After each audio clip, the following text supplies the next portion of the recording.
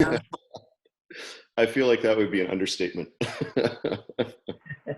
Could I say something real short here before we start? I was talking to Bill this morning. We're talking about I was going to do this, so he's gone out there and he's digging holes in the garden for the cabbage plants so he doesn't slam doors and things. But he told me a very interesting story about you, Mr. Banks. When either I have forgotten this, it wasn't memorable to me, but Bill went on and on with great passion about this, that when we were building, we were sort of these two crazy hippies moved to the country, living in the little cottage in the forest, you know, waterfall and all of that, and squirrels running up and down the trees. And suddenly, you know, when we met your dad and we sort of changed our whole life, okay, let's go back to, you know, normal, whatever that is. And we were building an English Tudor house for some strange reason on the waterfront, and we had both gone to work and back to normal. And Bill said something really interesting. He said in those days, like you had a hammer, and he said he probably put 10,000 nails. This was you know, I saw a picture of this house in a magazine, and they were selling plans, and I said, showed it to Bill, romantic Tudor cottage, and I said, could you build this? And he said, oh sure, you know. So I sent away for the plans, and it's like, oh my God, even experienced carpenters around here, you know. It's like, what a challenge. So he said no nail guns in those days. He did it all with a hammer, you know, like this. But he said often, quite often, and I guess because I wasn't there banging nails, I don't remember this, you would you were 1978, how old were you, Dave? I was a teenager. Yeah. Bill says you were a teenager, you'd get off the school bus by our house and you'd come over and bang nails with them. Yeah, that's right. I remember and that. help them out for no pay, no reason. You just wanted to do it. What a beautiful story. And so typical of those times. I learned quite a bit from Bill, actually. Yeah. Cuss words? Oh, no, I don't remember any cuss words. Oh, goody. Okay, Yeah. I just wanted to throw that in there. I just heard that this morning for the first time. It was so beautiful. That's cool, Linda. Thank you so much for sharing that. That's awesome. Well, I think we can get started. We're pretty much there, right? Yeah, and I'm going to start with a very short intro, just because I want to get to the main event, so to speak. But real quick, Michael Fall, who's going to be moderating this, he reached out to me and said, "Hey, I may have some cool news. I've been speaking to two wonderful people. One is Linda Quiring, who's written 2 incredible books, by the way, and Dave Banks, who is Sid Banks' son. And they may have some stuff to talk about that many of us may or may not know, most likely not." And I was floored. And I said, when and what, how can we do this? And I am so looking forward to this, and I can't thank you guys all enough for being so interested to hear about what they have to say. Right now, we have so far 132 people coming as we're starting, which is more than I've had in any call, and deservingly so. So everyone here, get ready to listen, get ready to have fun. Michael, it's on you this time. The floor is for you. And a big welcome to Linda, and a big welcome to David Banks for joining us today. Thank you so much from the bottom of my heart. Thank you. Cheers, Amir. No pressure there, right? Big shoes. So I'd like to kind of start just because I got to say thank you to Amir as well for doing this, for stepping up. Because the forum, I mean, I can't create, I don't have a big enough following in my own little club. So big love to Amir for allowing us. And let's make sure everyone is muted real quick. So if you, can you mute everyone? Yes, Amir? let me mute everybody. As people are drifting in. So big love to Amir for facilitating and moderating. And then of course I got to give love to my friend Silas, who, without him, I wouldn't have had the experience of the principles that I did. Without him, I wouldn't have gotten in touch with Linda. And without Linda, I would never have met Dave. So Silas. Yeah, big love to Silas.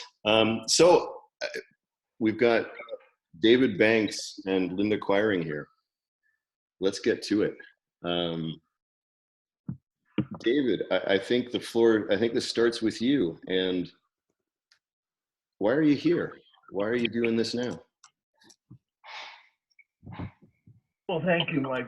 Well, first of all, I know that there's a lot of people out there who don't know me and haven't met me. Some of the old guard will know me for sure, but I think the main reason I wanted to do this talk was firstly because it is the 10th anniversary of my father's passing, so it's this month is, so it's special in that sense. And I feel like he always wanted me to, and other people have told me this as well, that he always wanted me to maybe take a more significant role than I am inclined to be in the past. So, I mean, when he was around, it was obviously I was living in his shadow, and there were big shoes to fill. So I never said very much of anything. But now that he's no longer with us, and you know, things have kind of taken off in quite a terrific way in the last 10 years. Mostly good, so I just thought it was an opportune time to answer some questions that maybe have never been answered before. That, and some of that information I will be the only one privy to. So I just thought it would be helpful for others to get to know him a little bit better, especially those that never met him or never had the opportunity to meet him. Well, we certainly appreciate you coming forward, Dave, and giving us your time. It's quite amazing. For those of you that maybe missed the very beginning of the call, this is a pretty historic thing that we're all taking part in right now. So I hope we all appreciate it for what it is as an opportunity. One of the questions that, Dave, that I think this is actually your question, and it's an amalgamation of a lot of questions that were on the Facebook page about your father's enlightenment experience, any change in your father, and how he may have parented you. So we're going to start off with, how did your father's spiritual journey begin, and how did it unfold? Okay, well, I mean, we've talked about this, Michael, that basically I've divided his life into kind of 5 main stages. And the first stage goes way back to the 1960s. I was very, very young then. And he was, what I call in his Scottish phase, where he would wearing kilts, and he had a Scottish radio show which he hosted, and most of his friends were British or Scottish, and he was very much into that Scottish theme, but not on any particular spiritual journey. And he was just a working man, a family man, and doing a little bit of partying and so on. But basically, I mean,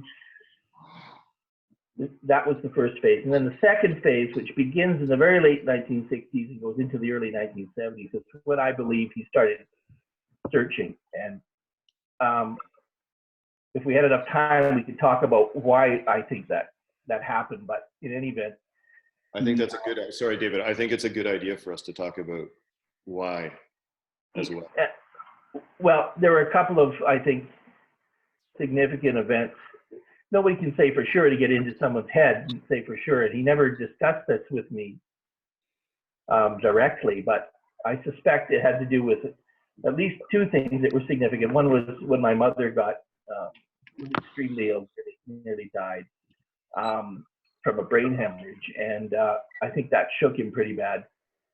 And the second thing was, as I mentioned to you, Michael, he had a work friend who was a very serious alcoholic, and he was a very extremely nice person, and I think my dad had a particular soft spot for this gentleman. And so we would go over on weekends and visit him, and hopefully he was sober. When he was sober, he was just the most amazing person. But I think my dad tried very desperately to save him, and in the end, he wasn't successful. So I think that was the second reason. I think that shook him quite badly as well. And then we get into the second phase, which I mentioned starts in the late 60s, early 70s, in which he's doing volunteer work for the local crisis center. He's developing a whole new set of of friends and different social circles, which is very much out of keeping with what his circle was in the past. He's dropped his radio show, and he's going to places like Cold Mountain on Cortez Island, which is a kind of retreat, workshop retreat. And he and my mother both are in a clear searching phase, I think. So that's, and then that leads into the early 1970s, and in 1973, in the autumn of 1973, is when he had his strong, profound, what I call Damascus Road experience or epiphany, which really fundamentally changed his life.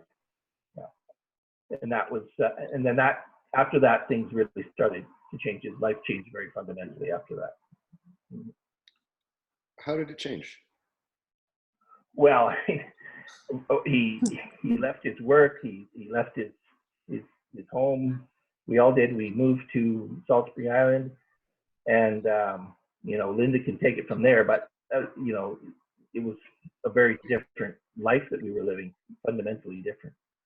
Yeah. Did you have a comment on that? About, I mean, Linda was there very early on, shortly after his experience. So she I think I was very young at the time. She probably has a better take on it.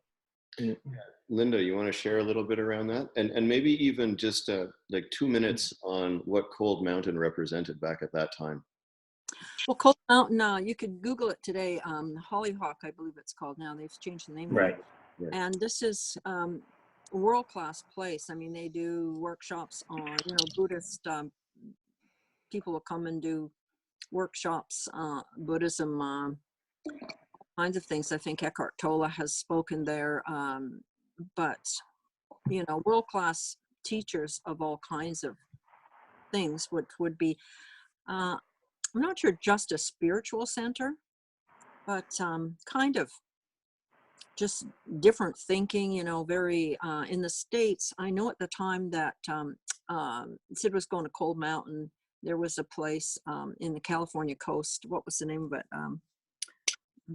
Very famous place. And was that Cold Mountain was it for like all of Canada, and people coming from all over the country, even like Americans coming. It was just the high-end consciousness raising, new age kind of place in the early 70s.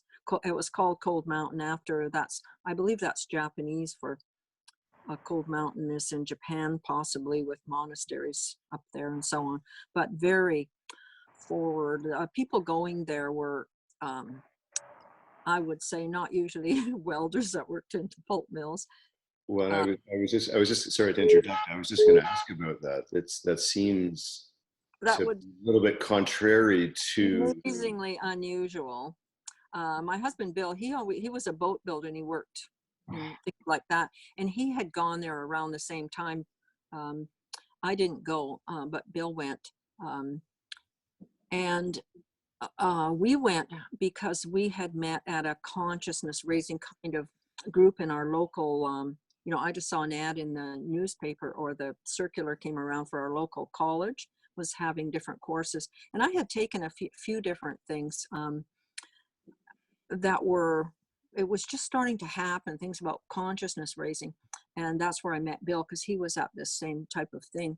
And that was being led by a local psychologist, and they were younger psychologists and a sociologist who were very with it and gave groups and talks in Vancouver.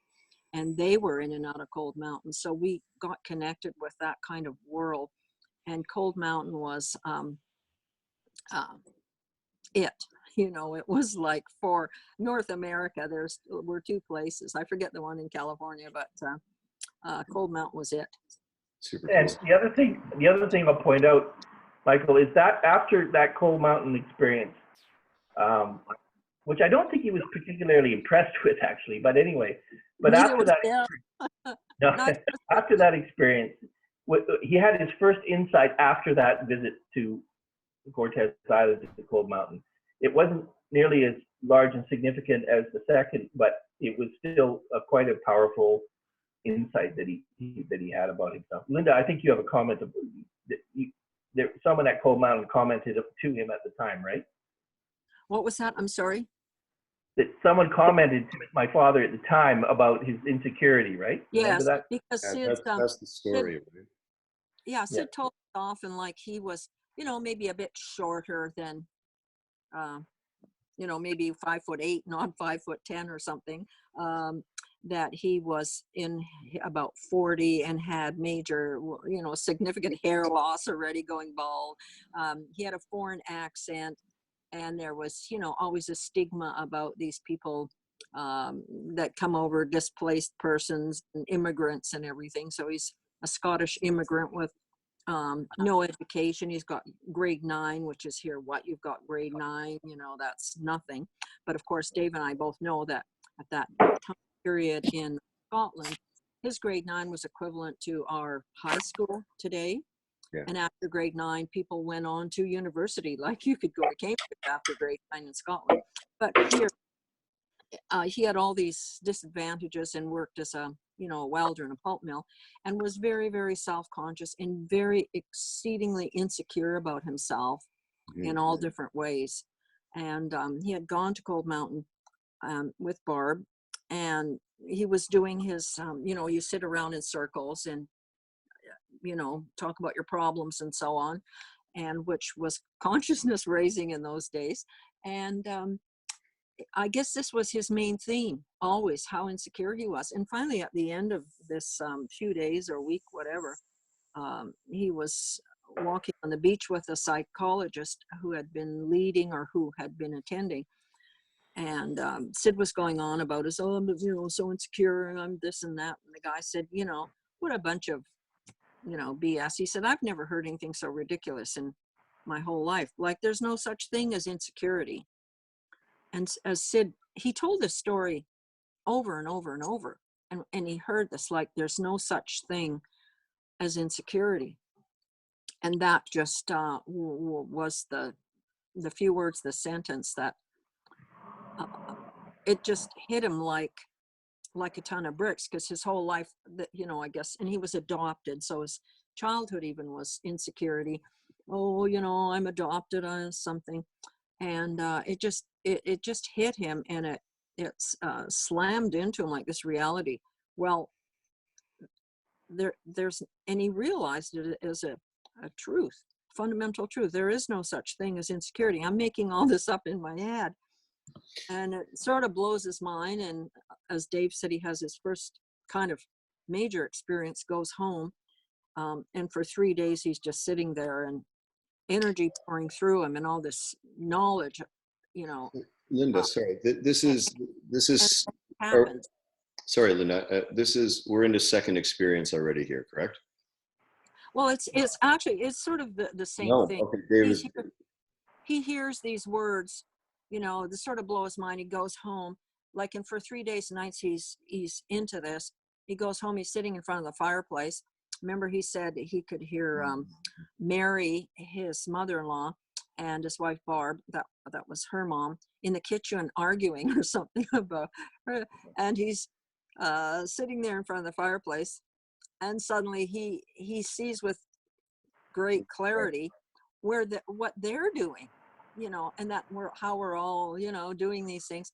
And it's just like, suddenly what he said is, I'm home, and it's the white light. And when he talked to me about it, and I had been sort of a spiritual searcher, so I'm reading about enlightened men all the time, and not many women in those days. I'm reading about all of this, and what he said was not coming from books. From his experience, was just classical. It's like people would say, well, how do you know he's enlightened? And it's like, well, talk to the guy, look at the guy, spend 10 minutes around him, and his description of what happened. And he walks into the kitchen, and he sees so clearly, and he tries to tell them look, you shouldn't be arguing, here's something. And the white light, the whole thing. And he walks into the kitchen and says, I'm home. I found it, the secret of life. I'm there, I'm home. David, Oh, And they sorry. both look at him and like he's aglow. They're kind of scared. It's a bit freaky, but and Yeah, he's that's right. Let's First get, of all, yeah. just to set the scene, like we had this family home on Salisbury Island for quite some time, and it was a beautiful location right on the ocean with this kind of panoramic view. So he's looking out the windows towards the ocean and sitting in front of the fireplace. And it's pretty much as Linda described it. And he just had this, he described it to me like almost like he died. It was like a rebirth. He died and came back in a spiritual sense. And that the weight of his insecurity and the weight of his life was lifted off his shoulders. That's what, and then he was in this kind of almost euphoric state for several days, maybe 3 or 4 days. Literally didn't sleep, and he just was.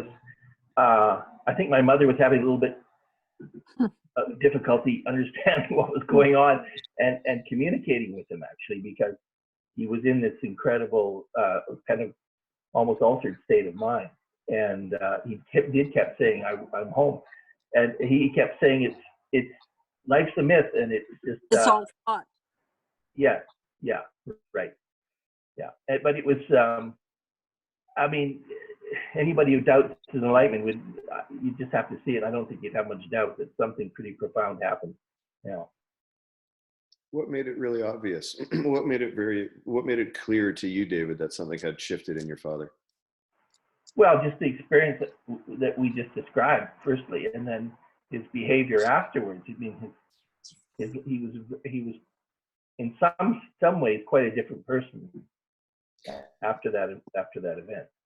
The way that you've described your dad as even before as of a very compassionate and kind and generous and caring individual.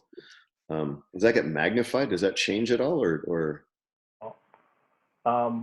Yeah, and by the way, for those of you who are familiar with Simon and Garfunkel, there's a song called Mrs. Robinson. That started playing, and he. Oh, wow. I didn't know that. Nobody knows this, but I remember the music playing right after he had his experience. I can't remember if he turned it on or what happened, but somehow that song was playing, and he was really profoundly just listening carefully to the song. The lyrics of the song are quite interesting. But anyways, in terms of his behavior and his conduct and everything afterwards, well, he was just, in some ways, he was quite a different person.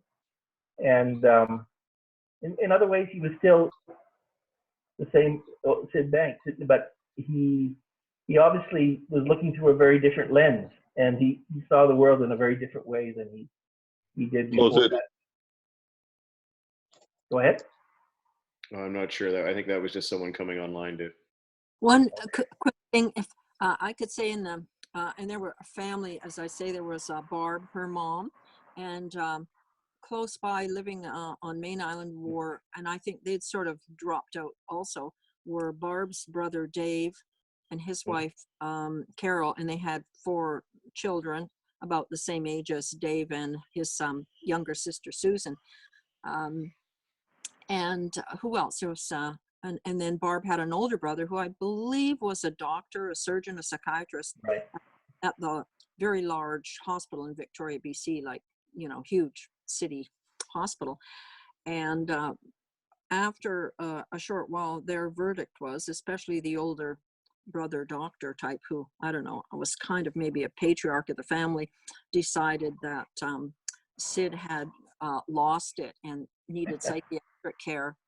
And so the family discussed this amongst them. Should they haul Sid off to the psych ward?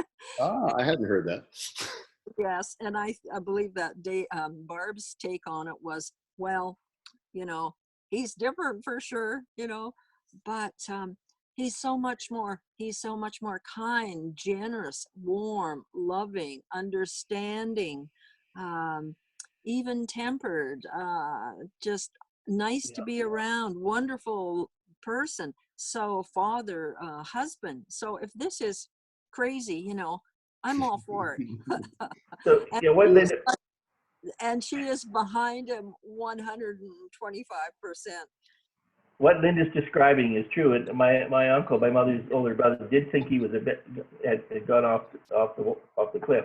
But not only that, him, but all his old coworkers were also thought he had lost the plot and were kind of plotting an intervention. They thought they Really? that someone had to. They loved him so much that someone had to do something His about description what was was, happening. I remember his Yeah, exact words. He said he'd yeah, gone to the plant, did he call it, or he went to, was it Harmac he worked at? The yeah. mill? Yeah, I went to the mill, and he's, trying to tell people something has happened to him and everything. And of course, Sid always had this Scottish brogue, and I laugh and laugh, and like he always called us dearie, the ladies and so on. But he said at work they thought he had gone to the ferries. I have another Scottish friend, which means in Scotland, if you've gone to the ferries, you've just floated off there and, some kind of other reality. And so time to maybe take you in and, put you in the straitjacket or something. But yeah, that didn't fly at the mill that he had become enlightened. Yeah. David, what's thinking about what you witnessed of your father's enlightenment, does it change over time does it change over time? His behavior? Well, or does what sure, his behavior, does it seem like there is addition and subtraction going on from his original experience? Is he taking more? I don't think so. He's. I mean, he was always a very kind person. He was always a generous person. He always had those personality traits in him. I think everything just got kind of exaggerated even more, amplified after his experience. But he just became very sensitive. He was very sensitive to people's pain and suffering in particular, I think. Because I think he had been through so much himself internally, and maybe he wasn't even maybe voicing or a lot of the pain that he had. He probably had a lot more going on inside him than he was, letting on. But he became particularly sensitive to others' pain and suffering, and emotional distress. You told me a little story that involved some groceries. Well, yeah. Well, as I said, one of the traits about my father that I most admire was his kindness and generosity. I don't know if I've ever met another person that was as kind and generous as him, and at least they'd be few in number. But he would often do things anonymously. He was the secret Santa for many years for the local school. Sid was never. There was a single mother I know who lived not too far from us who was struggling, and he would drop groceries on her front porch on a regular basis, and nobody knew who was doing it. I found out sometime later what was going on, but he was just that. He was extremely compassionate person, no doubt. I like the story that, the old shirt off his back thing. This was Sid, a friend of ours, really good friend of ours, who unfortunately passed away quite young. Brian Lurcher was a young lawyer and gave it all up in Vancouver. Heard Sid speak in Vancouver once, moved to Salt Spring, and he and Jim Wallace, he was one of the first students, lived in the teepee, and the two of them opened up Salt Spring's first legal office, and I was their legal secretary because I'd had that kind of experience. So we all suddenly put on these other clothes. But just before that happened, and I guess like a lot of us, the suits and the nice shoes, everything went away, and we're all just jeans and it's pretty casual hippie stuff.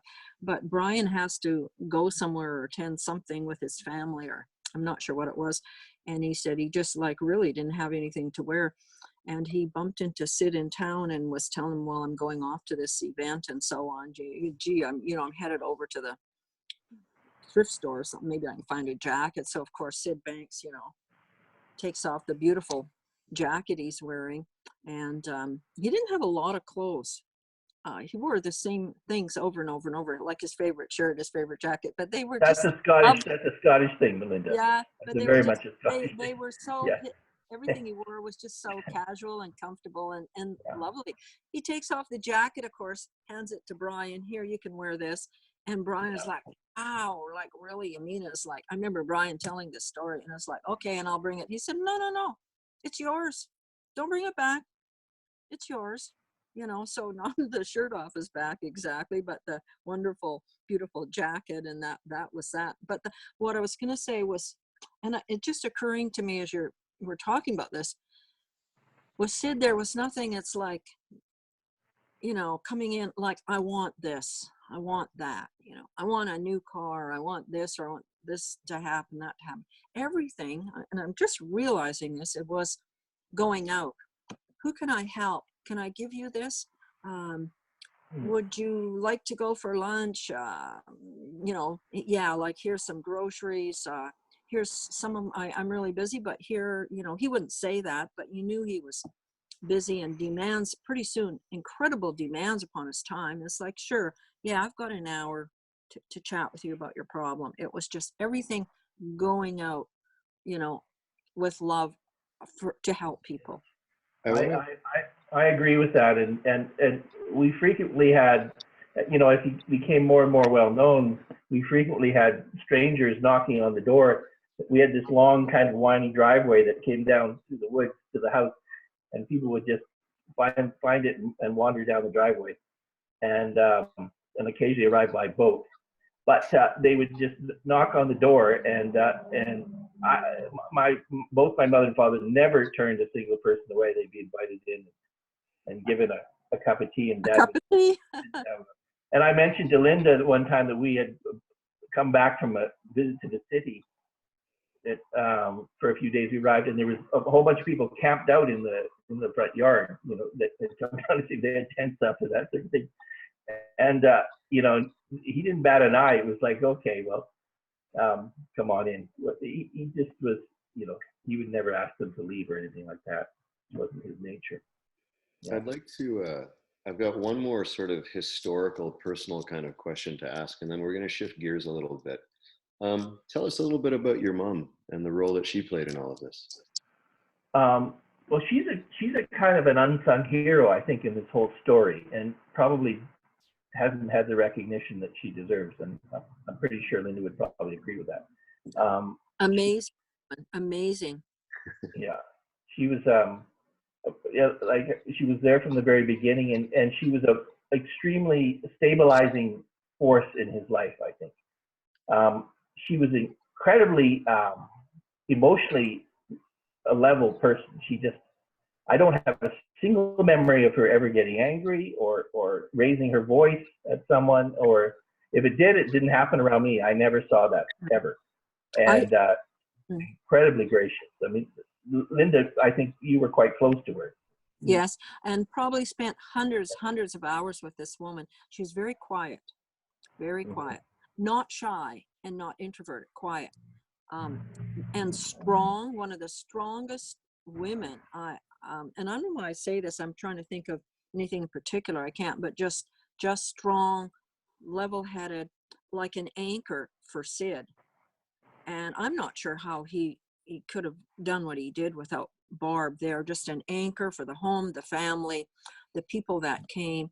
And she was, we were talking just recently and I realized, well, because it's like people, well, I was the kind of the first official student who sat there with Sid and actually asking questions and, all of that type of thing.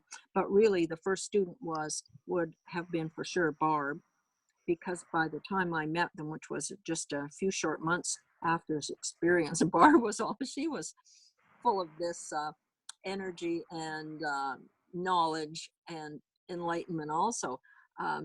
And I can remember different times, like just maybe Sid wasn't around or something, but we would be chatting about things, personal things, and I asked her a question, because to me she was like um, a mom, an older, wiser friend, mentor. And she, as I say, she was so quiet. She didn't chatter along, all of that. She would just make a cup of tea and be quietly there. But every once in a while, she would say something, and just like was said, it was so like common sense, solid. It's like, oh, I've been dealing with this issue for a couple of years, and I'm, something this, and I'm all of that. And she'd just say a couple of sentences. It's like, oh, okay, that's it. I've never met anyone like strong person. Um, and I've always felt that, of course, that she was the first one who Sid worked with and taught, what had come through him.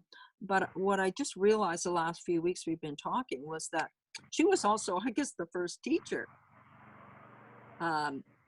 because she was in that quiet way influencing all of those of us who came around in the early days. Was a huge influence, I know, on all of us, sort of ladies, as Sid always called us. Amazing woman. And she never sort of got up on stage in a chair or in a group and sat there beside Sid and spoke and talked. That wasn't her role, but there she was behind Sid 100%, as I say, like his anchor, because the demands upon Sid in his time became greater and greater. And just like you said, people and calls, and then psychologists coming and traveling, and there she was, just the rock, of sanity. And and when she had to, speaking to us, giving us all maybe a bit of advice, or just communicating in some way, just talking, but with such amazing compassion and not wisdom, I guess is the word.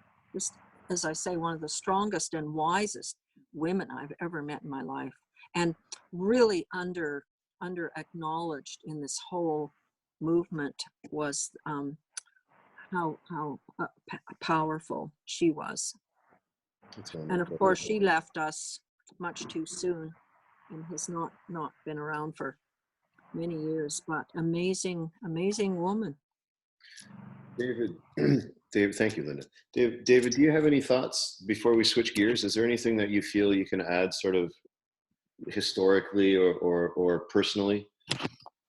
Well, there's a lot that could be unpacked, but with, there's a time constraint, and there's only so much you can say in this our format. But well, we can give you a few minutes, I think, David. Well, a lot of people are curious. Was this kind of a gradual? His enlightenment was in the gradual experience, or was it a lightning strike, or what was it? But basically, as I've said, I think it was he wasn't really thinking much about spirituality in his early adult years, and then for whatever reason he started his journey, and then there was those two particular events, the Cold Mountain event and then the Salt Spring Island event, which set him on a whole different course, his life on a whole different course. And then after that, I wouldn't say that I don't think he had any kind of insight anywhere near that after that event, the second event. But of course, as he went through life, he matured and changed his viewpoints in lots of different ways, just like anybody else. And the language that he used changed over time as well. The early years, he used quite different language with spiritual language than he used later on, particularly towards the 3P years. That changed. Sorry, David, that might be worth unpacking a little bit for people. Where did his early spiritual influences come from? Well, different people have different viewpoints on this, but from my perspective, I think he was influenced primarily by two two different writings. One was Buddhism, and the other was Christianity. And you know, I can remember the house in the early days, you know, around the time of his second experience being full of books, and those included, you know, Krishnamurti, Joseph Campbell, Carlos Castaneda, you know, but the two that I think, first, this is just me, but the two that I think influenced the most was Alan Watts, who was also British, and Masters of the Far East, that collection. I think also he was quite endearing to him. But Alan Watts, of course, was a Christian pastor, Church of England pastor, who became very enamored with Buddhism and tried to find some middle ground, common ground between these two theological perspectives. Mm-hmm. And I think in some ways Dad was quite interested in that, trying that middle ground as well in the early days. So he used very different language. He used the word God a lot. He used, you know, Energy. Christ conscious. He used the word soul a lot. Yeah, and that language kind of fell away as the years progressed, and a different vernacular developed. Let's after the psychologists that became more involved. Yeah. Yeah, and we talked about this a little bit, how he used the vernacular, like whatever he was trying to express, he was using the language that he was familiar with at the time. Yeah. So what I'm hearing is that your father was not an uneducated, you know, or grade 9 educated welder. It sounds to me like he was on the forefront of, you know, the spiritual or enlightenment or consciousness movement of the late 60s and 70s. Would you agree with that? Yeah, I would agree with that. I mean, he sometimes made the flippant comment. So I've read more, or I've written more books than I've read. But I think that was a really flippant comment, actually. He might have been said, I've read more books worth reading. You know, I mean, I've written more books worth reading than I've read, because he felt that a lot of the kind of New Age writings weren't worth reading, or were misleading people, and actually could be quite damaging to people. He read a lot when I met him, when I knew them. Yeah. He read a lot. Mm-hmm. I think part of it was almost like confirming, you know, and some of these books did that for him, like Krishnamurti, who spoke a lot about Christ consciousness. And I think he was almost like confirming his experience, and how are, you know, these other like enlightened people, their experience, and how are they described this. Yeah. Yeah. If I could interject. Carl Jung was another name that he read. Carl Jung was another person he liked. If I See, could hold on, Linda, just before you go, David, you made a comment that I kind of caught there, that you said that he thought that some of the New Age writings, or the writings of the time, could be dangerous for people. Yes. Can you elaborate on that a little bit? Well, in particular, he had strong views about some of the psychological writings of the time, and he was not very we have to be a little careful about this, because he talked a lot about the dangers of going back in the past. Right. And one has to be a little careful, because that could be misread as to exactly what he meant. Like, he was not affecting Sigmund Freud, that's for sure. And Sigmund Freud's work, he thought, could be really damaging to people. Sigmund Freud, of course, was very much concerned with taking people back in the past. Now, taking someone back in the past isn't necessarily a bad thing. But if they're taken back and left there, yes, that's a bad thing. What an interesting could I tell as brief as I can my story here? Because when I met Sid, I had just come from a couple of months in a mental hospital, where I had the maximum amount of shock treatments that you can have in British Columbia. And Sid was looking for students, and you know, I came along, and really quickly, I don't know, like days, a couple of weeks or something, and I had been depressed for years. I had been on medication, and finally my doctor sends me to a psychologist, and Then they send me to another therapist. I end up with a psychiatrist who's the top psychiatrist in British Columbia and runs this mental hospital. And it's all about the past. And they're always delving into, well, what horrible Uh-oh, happened we've in lost my Linda. past? You know, am I there? You are back. Okay, like what horrible thing was that? And all of this was years of them delving, and what they decided was something had happened so traumatic that I would be depressed for such a long time, that it was something so traumatic that I had buried it, and it was buried so deeply. And of course, I realized later that's nonsense. But so I go through this thing, I go to the hospital, I come out, I come home, they tell me I will be on medication the rest of my life.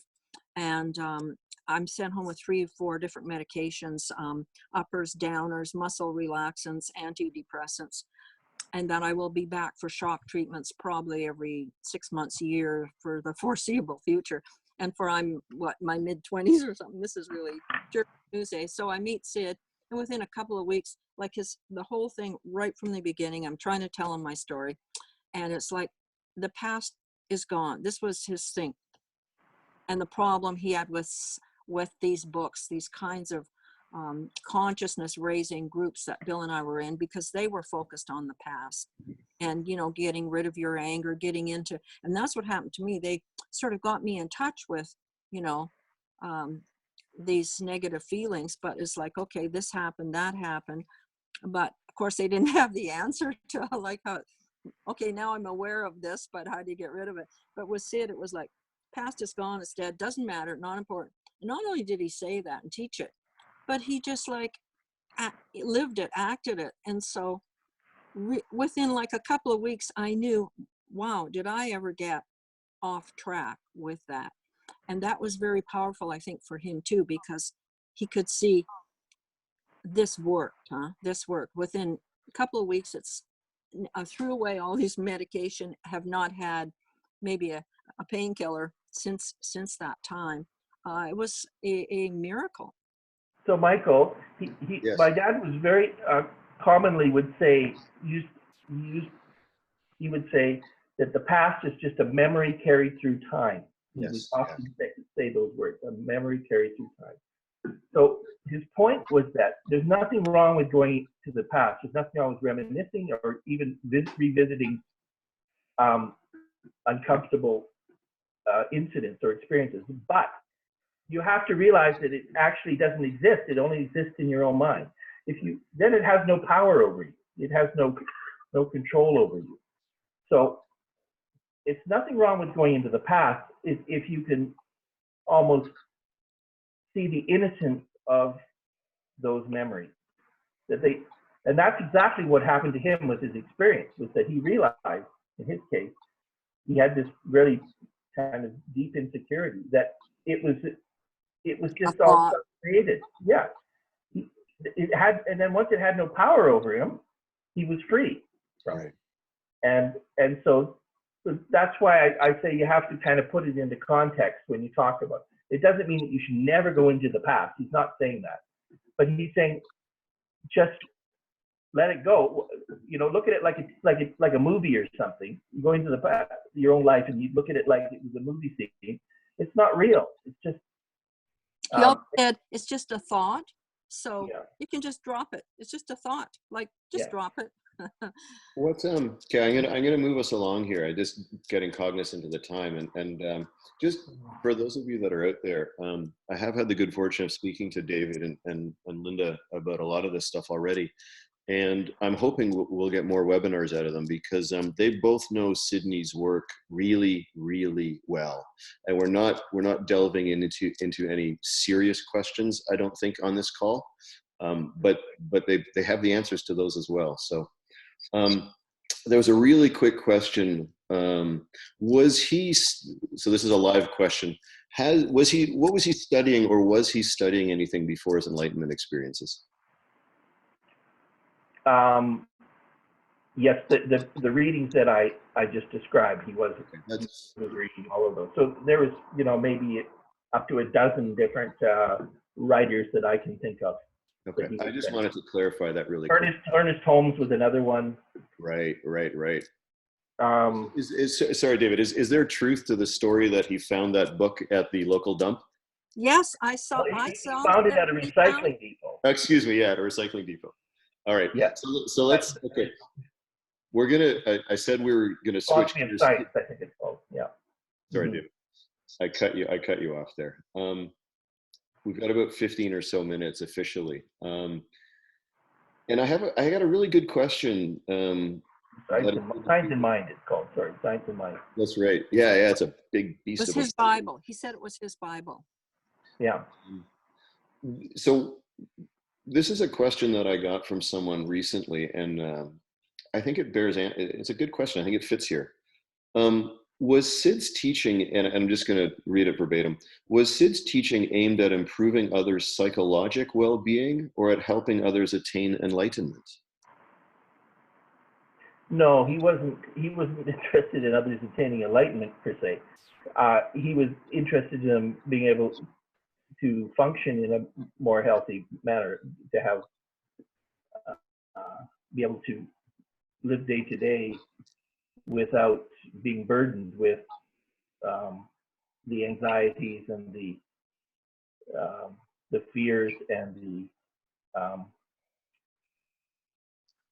the dark feelings that they were experiencing. So there was value to him in day-to-day life then, in the world of form, for lack of a better word. Yeah. Wonderful. Yeah. That's He wanted people to have basically well-being is what he wanted. He wanted them to be able to live without the burden of all these very negative feelings. brilliant stuff. There's so much. Thanks for taking that one, David. So this is one that's probably on everyone's mind. Does the 3P teaching as it stands today resemble what his dad discovered? Yes and no, mostly no, but it's. I agree. But you know, at some point in the mid to late 1970s, there was a group of psychologists who came to visit him. Chief among them was Roger Mills, who is was a dear family friend of ours, and he basically wanted to find a way. And Roger was a very accomplished person intellectually. He had studied at Princeton and Michigan and fluent Mandarin, and he was really a man of letters in many ways, I would say. But he was very interested in taking Dad's message and knowledge into the classroom and into his profession, and presenting it in a way that might be more acceptable to those who weren't necessarily on a spiritual mission. And so Roger came up with a concept with innate health. And so 3P, in my opinion, is, if you draw a pyramid, the base of that pyramid is innate health. That's basically what 3P is all about. It's about trying to achieve innate health. Dad never used the term innate health, to my knowledge. I never heard him use that term. So this was all created by the psychologist, and so it's a completely different lexicon language, different vocabulary that's used that he didn't use to a large extent. Yeah. Would you agree with that? One of the things he talked about when you know, and I guess I was there from day one of his what you might call his teaching work, was energy. And he said frequently that his experience when he had it was that, you know, like all enlightened people, what he experienced was God. And I was at a very, very early talk by Eckhart Tolle, who I read was now considered the top, you know, spiritual teacher on the planet, on the globe, with, I don't know, 100 million or 18 million followers. But Eckhart said something really interesting. He said, you can't talk about God because all of us, like I spent, 12 years in Catholic convent school. So I have my idea, I was taught about God as the supreme being, and he knows all, sees all, and, as judges, so on. And everyone has their different idea of what God is. So when you say God, all of those things from, if there's 30 people in the room, they all have this different experience. Or some people have no religious background, they have no belief system, nothing. So Eckhart said what he talks about is presence, which is the same thing. Well, that's what Sid did, because really early on, he would talk about his experience was experiencing God, but what he said was his experience was that the definition of God was, it is the energy of all things. And this was his experience. He experienced that he was part of this, we're all part of this, the energy of all things. And that was his definition. If someone asked, what about God or something? It's the energy of all things. And so energy, or universal energy. Yeah, and yes, and he used that term, but he used that word energy a huge amount, and that there was negative energy, and the things you just talked about, Dave, within your, people's lives, daily lives. There's negative energy, positive energy. And he talked about levels of consciousness. So some people come in and they sit down and listen to Sid, and they get up and walk out halfway through, what's this weirdo talking about? And someone else, like Sherry, sits there and walks out and says, oh, my whole life has changed. So what's the difference? Well, it's levels of consciousness. And if you have a very low level of consciousness, you're into negativity. So what would that be? It would be all the negative emotions and anger and, those things, and positive energy. So he was always explaining energy, and even he would be personal, like on a certain day, he might say, gee, you're really into the negative energy today, aren't you? You come in along and you start complaining to him, or you come and you're, just glowing and having a wonderful day. And it's like, wow, so these were the types of things that he talked about in the early days. And he did talk about God and Christ consciousness. And I think when psychologists came along, then he could see, well, this isn't a message I can take out to the world using words like Christ, God, and so on. And so he changed, I think, not so much his teaching, but how, the words he used to express this, so that it was acceptable, more acceptable.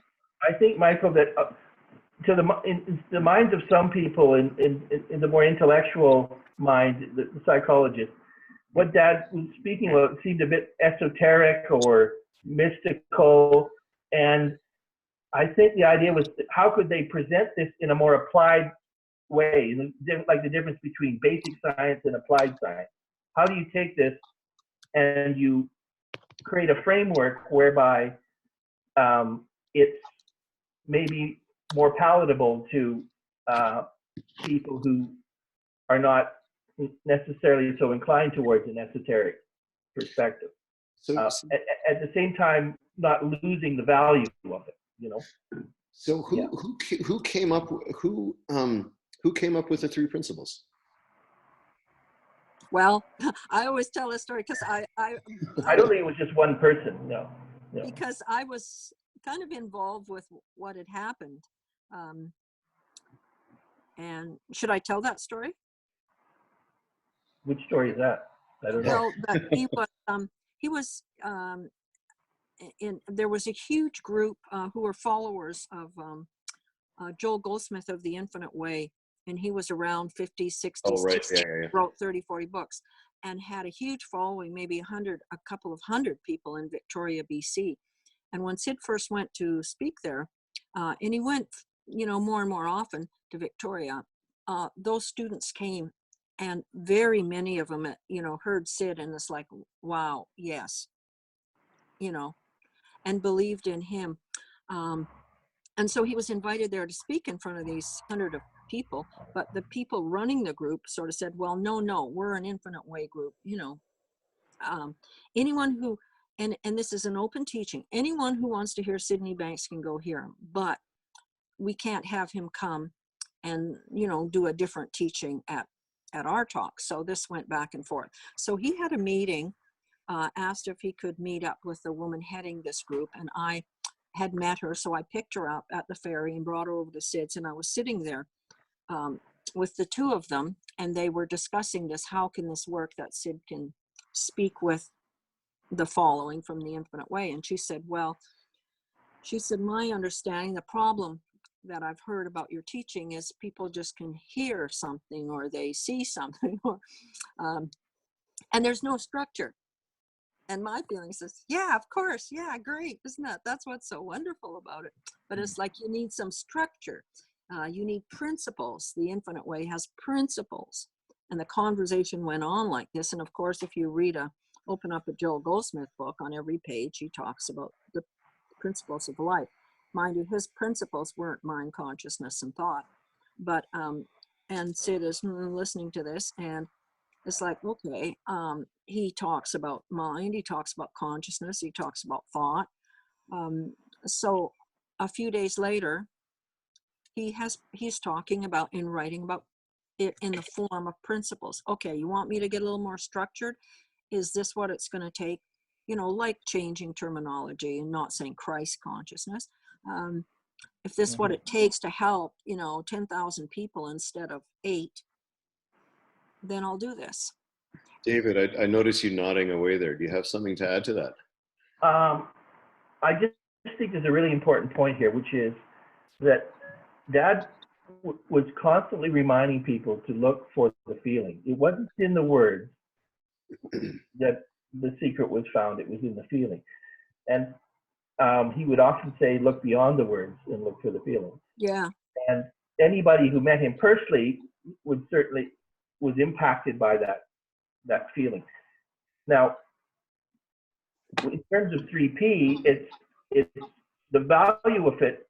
It only has value when that feeling is there. If the feeling is absent in any kind of teaching, then all you have is a structure and a framework with words and strategies.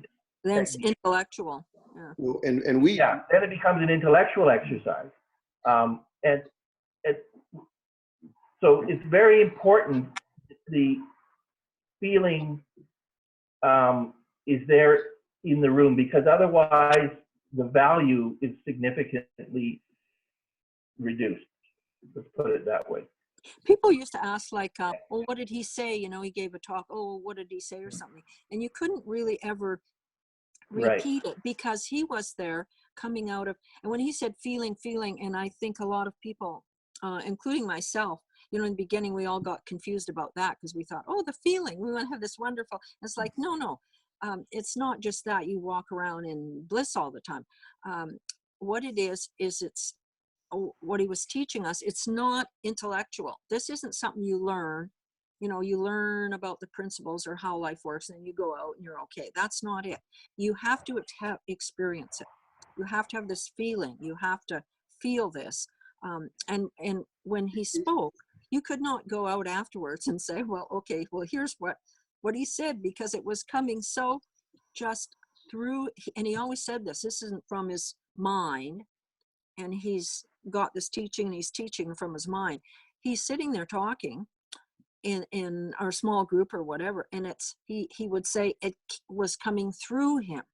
Yeah. It's coming through him. It's this feeling. And so you couldn't say, because it was never the same, never ever the same. Yeah, I think it's important to point out there, Linda, that's right. He never rehearsed or practiced anything he said. He never worked from notes or anything like that. In fact, he used to say until he actually sat down in the chair, he didn't know what he was going to say, you know.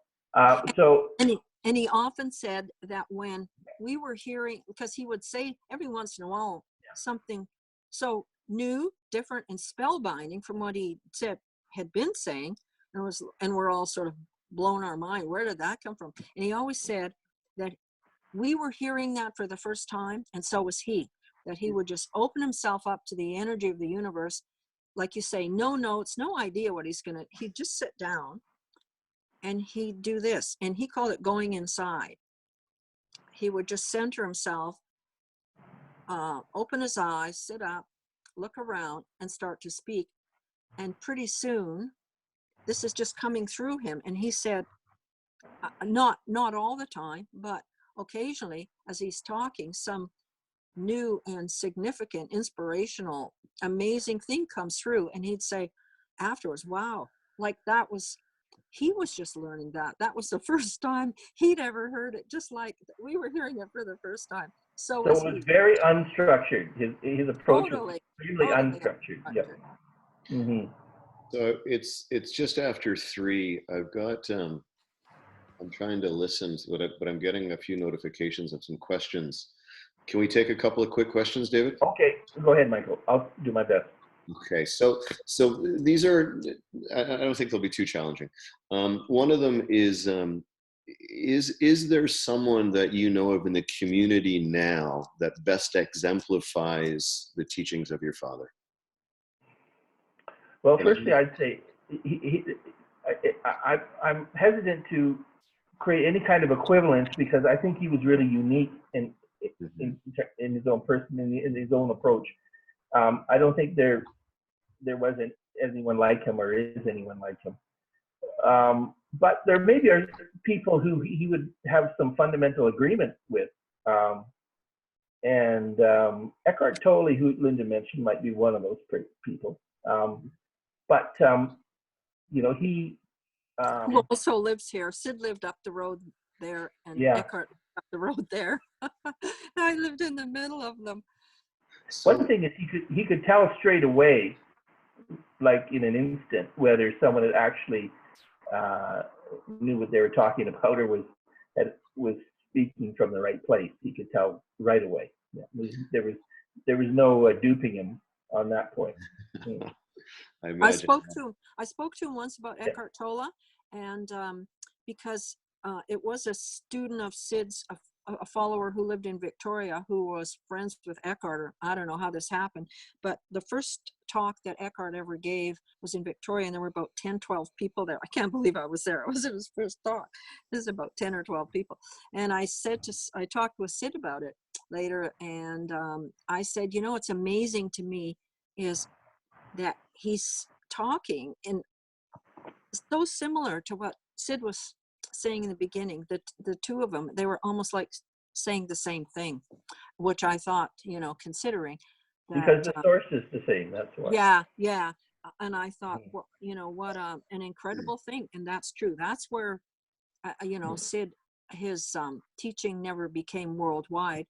But what I attribute that to is because he was 20, 30 years earlier, where people weren't just, and maybe Sid was one of the people who prepared the way. So when Eckhart came out and is telling this, then he's on Oprah and he's known worldwide. But Sid, it was the same, coming from the same place, the same teaching. Mm-hmm. And I have personal experience of that. And Sydney Banks was there. Mm-hmm. So we're getting close. I've got one more, David, and I've just lost it. So give me a second to get it back. There we go. I found it again. It's gone up there in the universe somewhere, Michael. That's right. Fortunately, it came back pretty quickly. So I want to reiterate again that I've spoken to Dave and Linda both in greater depth about concepts, free will and choice and things like that. And David, they're both very, very knowledgeable on that.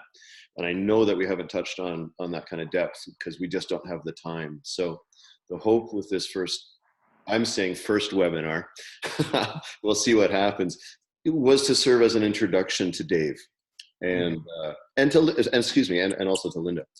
And I think I'm going to ask one more question here, and that was, and I've lost it again. That's so funny. Let's ask Amir if he's got a question while I bring that last one back. Yeah. Wow, this has been incredible. I'm just watching the. Okay, I got it again. Okay, well, I do have a quick question. Amir should allow me to get one question in. Thank you, guys. Go ahead. What are you having for lunch? No, that's not my question. Okay, so. That's profound. My question to both Dave and Linda, whichever one you guys, if it was up to you guys today, what do you think would be the most valuable direction? I don't want to even say the principles, because it sounds like that's not what your father would have said. The direction of this understanding would be the most valuable for people. There's so many people that are trying to find some sort of meaning behind, what we call the principles now. But what would you guys consider the direction people should be looking into from what you guys have seen? Agreed. I'll, if I could speak, having come through the whole, the teachings from the very beginning to today, I would say, I know after in my first two books, the third one I talk about my experience with Sid, but the first two were actually the first writings. When Sid had his experience, he began to write. And when we did that Island of Knowledge together, what he did was handed me these yellow sheets, handwritten.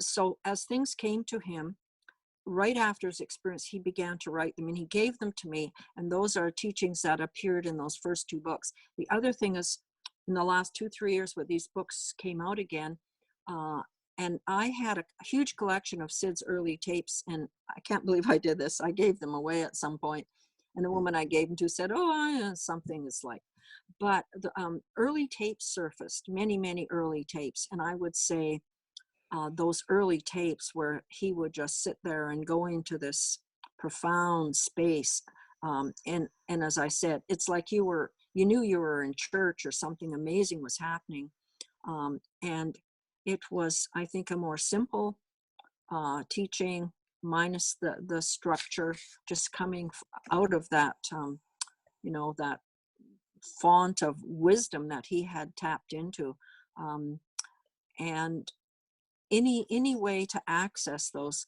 And he said himself that the energy that came with that, and after years it began to fade, but in the beginning it was just so powerful. So I would think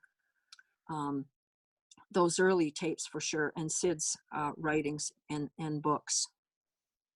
And that's, of course, personally just my take on it. But Dave.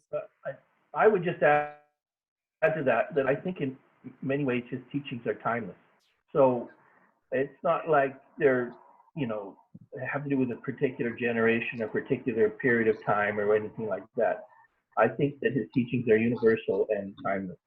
And so they will always be there to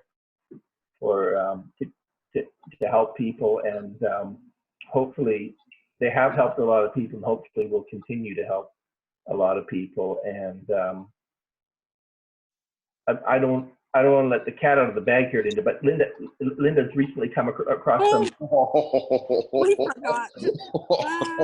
I'm not going to say much about it, but there may be more to come. Just put it that way. Oh man. Wait, what did we just? Okay, should we just leave that alone, or that? Leave that alone. Leave that alone. Okay.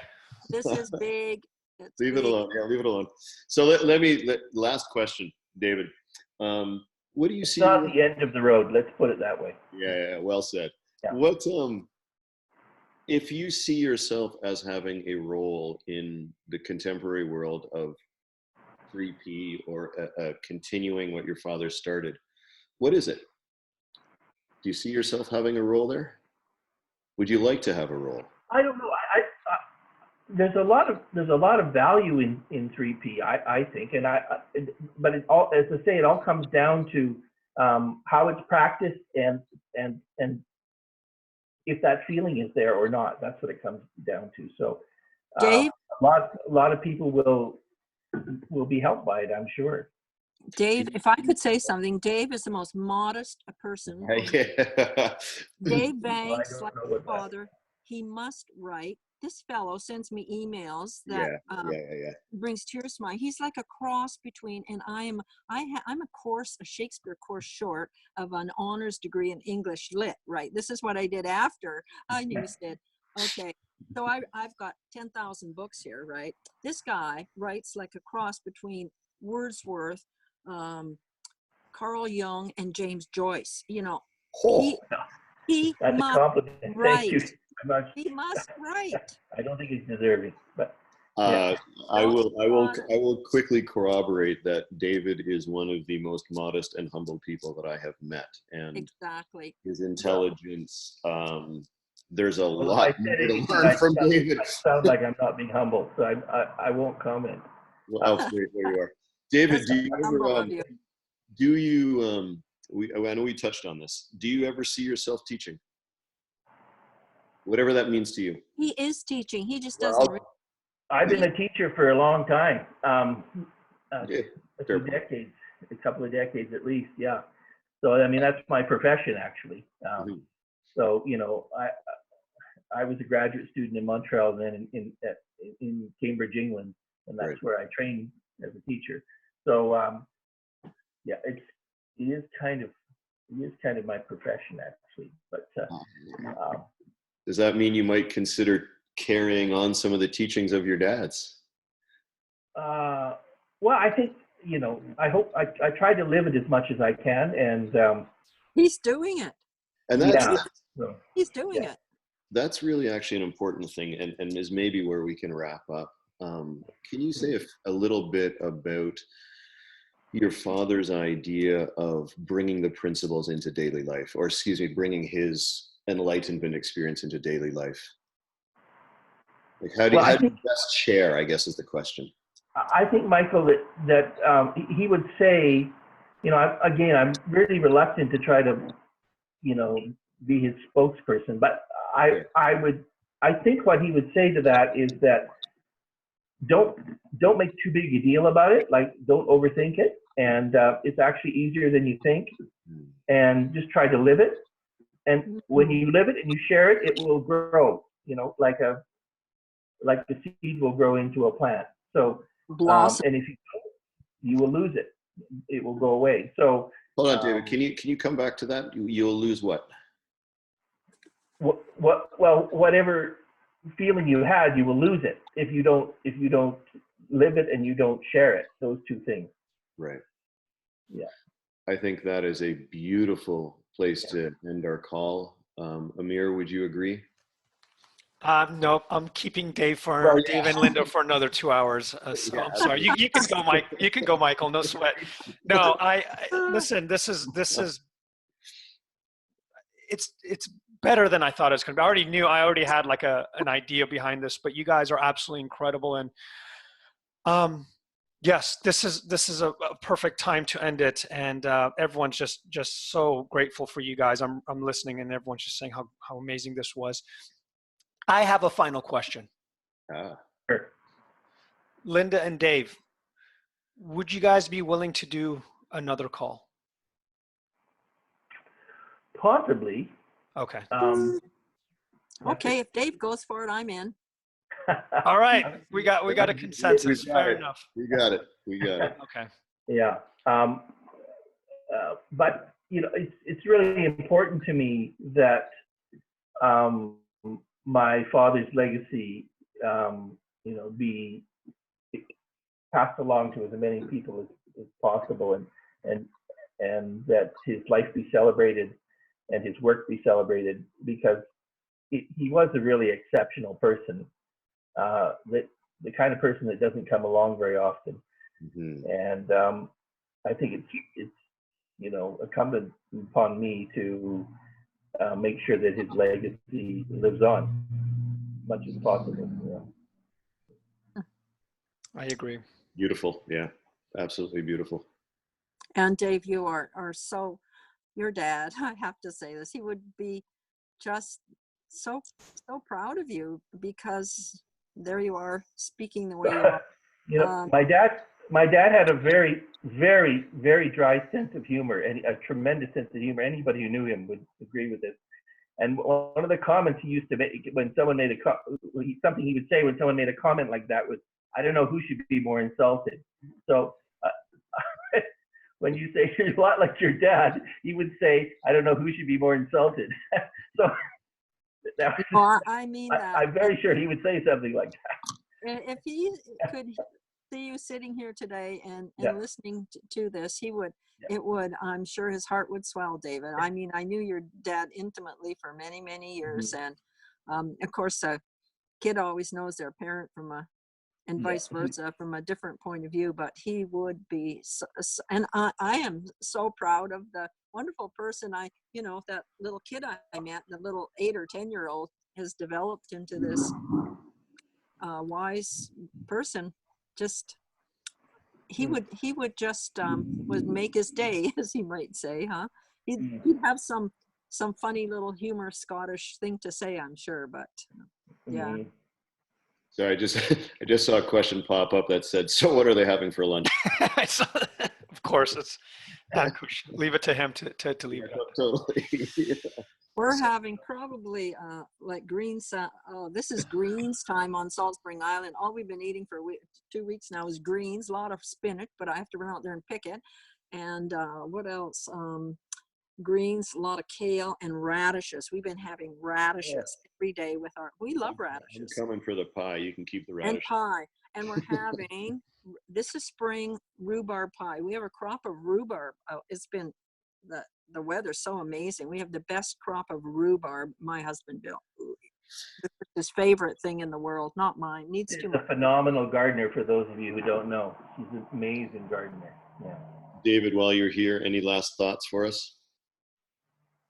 I don't think so, Michael. I hope this was time well spent. I hope that people were able to get something out of it, learn something that they didn't know before. And yeah, I just want to thank everybody for joining us, because it's always nice to have friends to sit around and have a chat with. Hopefully they weren't disappointed. We'll see. It's so amazing. I think it's so amazing that so many people are open to hearing this. Okay, well, here's another alternate view, perhaps, of 3P World.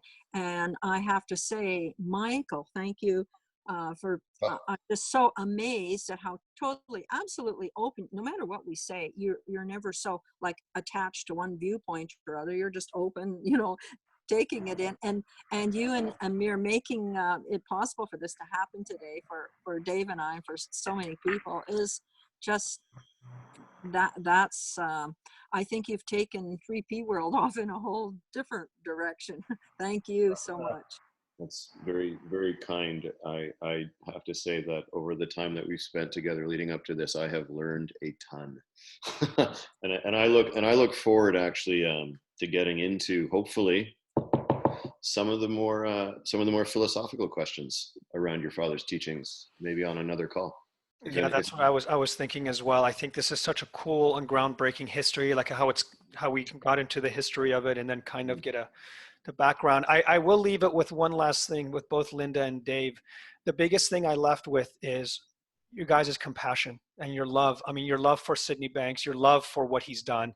And if I leave on this call, I just have a newfound, not that I didn't have a newfound like respect for your father and what he's done for so many of us, but a deeper, profound love for a man that I've never met just through you guys.